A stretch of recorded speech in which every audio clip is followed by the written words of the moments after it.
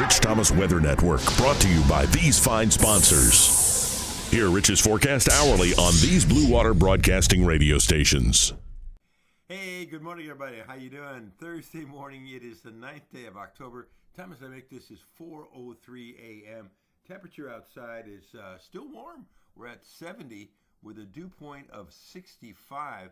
So, the cold front that went through the state yesterday and touched off a few showers, even a couple of thunderstorms along the front, has now parked on the Gulf Coast. But the nicer air we are expecting has not arrived yet. So, we're behind the front, but the nicer air is still yet to come. Yesterday's high was 89 degrees, and you saw those big old towering cumulus clouds, and there were some pop-up showers and storms on the radar, but not many. And, today there still could be a couple of showers on the radar later on today. As a matter of fact, future radar shows that. A little trough of low pressure along that front, along the stalled front on the Gulf Coast, will keep, the small rain chances in our forecast 20% or less today and this evening. And the nicer air is still on the way. I think things will gradually get better. For instance, I've got our low temperature tonight around 60, which is an improvement. And then tomorrow's high on Friday, only in the 70s with lower humidity. That's a nice change. And I think we're in the mid-50s on Friday night. And I think the coolest morning will probably be Sunday morning with lows in the low 50s. So the weekend is going to be spectacular. Blue skies, low humidity. I've got high temperatures, in the lower 80s for the most part during the daytime.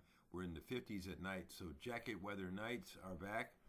And this is going to be a nice change. The only bad news, of course, is obviously we're on a drought. The drought continues to get worse.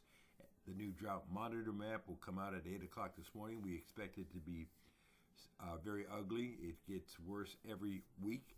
It comes out every Thursday. And there's no rain in our future, as you'll see in the graphics, in the next 7 days. We are bone dry. So we do need some rainfall, but there's no rain in our future. What else is happening out in the tropics? Jerry is about to become a hurricane. It is in the Atlantic, but it's going to be making the curve into the Atlantic. It could have an effect on Bermuda, but it's generally what we call a fish storm because it's not going to affect North America or the United States. What else is happening? That little area to watch in the southwestern Gulf has fizzled, but the models continue to indicate that we need to watch the Western Caribbean and off the Florida coast and into the Gulf over the next few days for possible development. And there's a non-tropical low, which is a big deal, developing off the North Carolina coast called a nor'easter. You've heard that term before. Nor'easter because of the counterclockwise winds around low pressure. The winds come out of the northeast along the U.S. East Coast, and winds could be gusting as high as 60 miles per hour with tremendous waves. So that, if that system was tropical, it certainly would get a name. It would be tropical storm force, but it is non-tropical. Okay, so that's the deal. Now you're up to date. This morning, everything is normal, including live on the radio 6 to 9 on News Talk 93.1 WACV.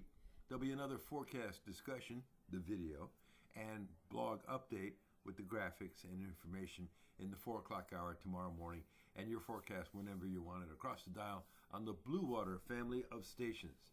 All right, have a great day today, and I'll see you in the morning. Rich Thomas Weather.